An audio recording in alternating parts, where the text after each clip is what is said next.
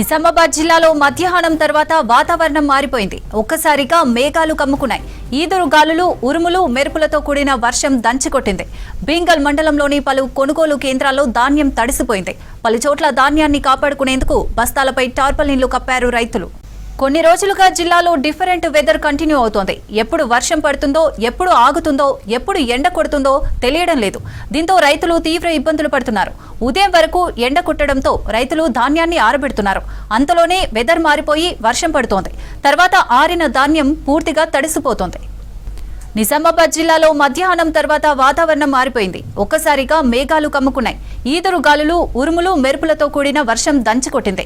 బీంగల్ మండలంలోని పలు కొనుగోలు కేంద్రాల్లో ధాన్యం తడిసిపోయింది.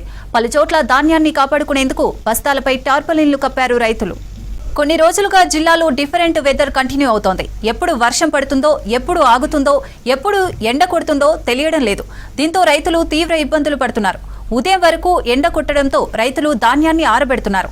అంతలోనే వెదర్ మారిపోయి వర్షం పడుతోంది. తర్వాత ఆరిన ధాన్యం పూర్తిగా తడిసిపోతోంది.